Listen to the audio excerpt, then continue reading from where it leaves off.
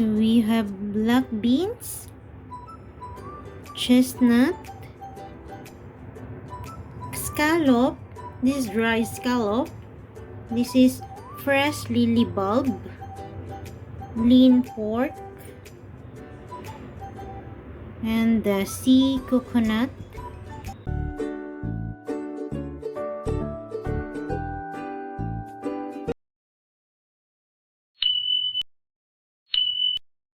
Ito na siya. Tanggalan natin siya ng balat.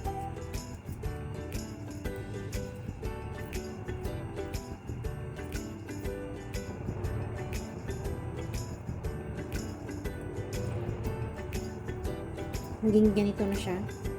Then slice natin siya mamaya ng manipis.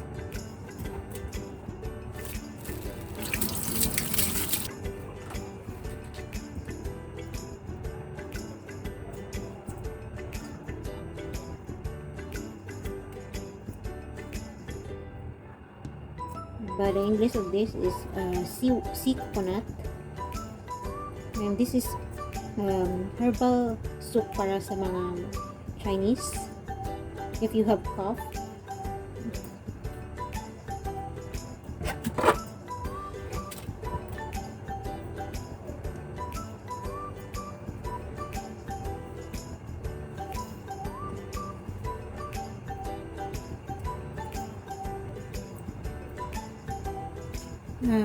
At mabibili nyo po ito sa bibilhan ng mga gulay. Nagsasabi lang kayo sa tindera na meron kayong HOI TAI YEK or sea coconut. Ay ilalagay ko lang siya sa description kung ano yung tawag sa Chinese para maintindihan nila. Kasi pag sinabi ninyong sea coconut, hindi sila masyadong makakaintindi or hindi nila alam agad. So much better na sasabihan nyo siya, tatanungin nyo siya ng Cantonese. Sabihin nyo HOI TAI YEK. Kung saan kayo bibili nitong sea coconut, doon din kayo bibili ng fresh lily bulb, yung bilog kanina na pinakita ko.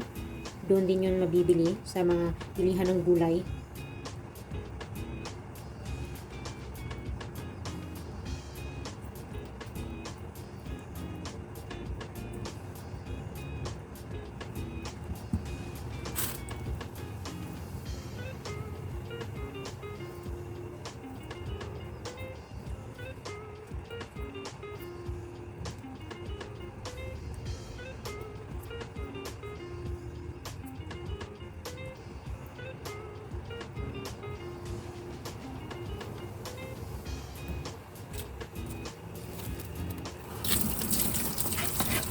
We'll slice.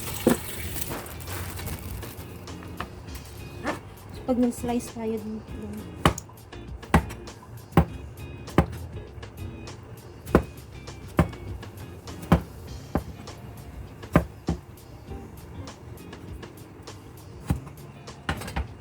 dapat ganito lang siya.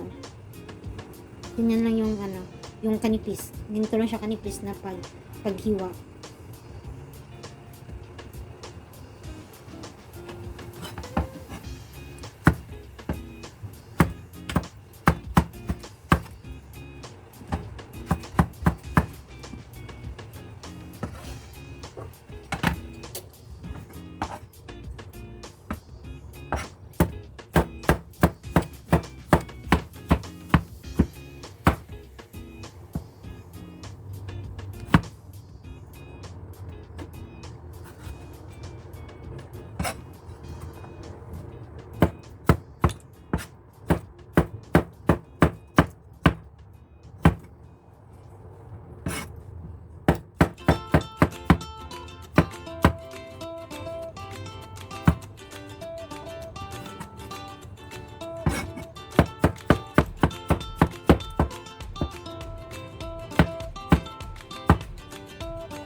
Ito na guys, yan. Transfer na natin dito.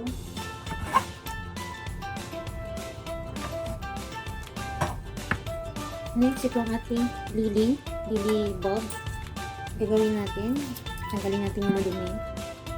Tapos, isa-isahin.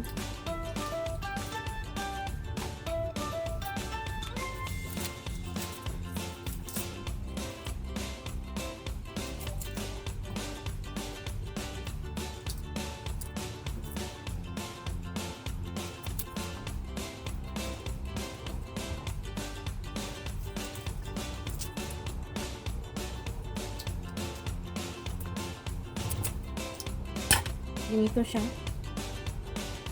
Yan, ganyan siya. So, hugasan lang natin ito para matanggal yung kanyang mga, mga dumi. Okay. Hugasan lang natin.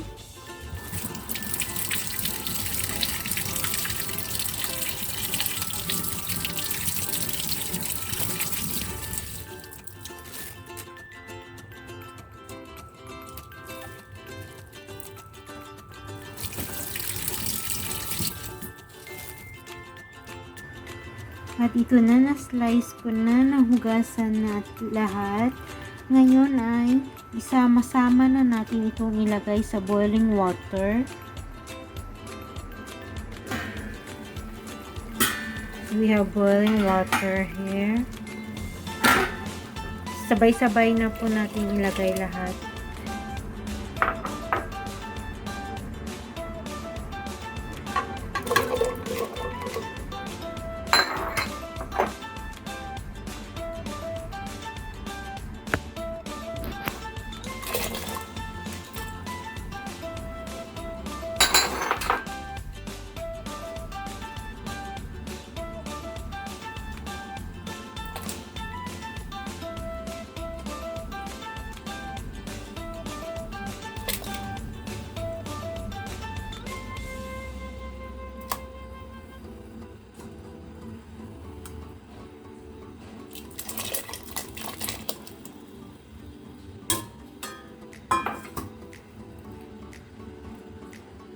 Yan, boil po natin siya ng 2 hours in very low heat.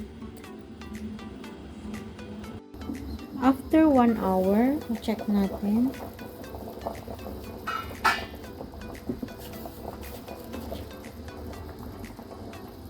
Lagyan natin ng 1 teaspoon of salt.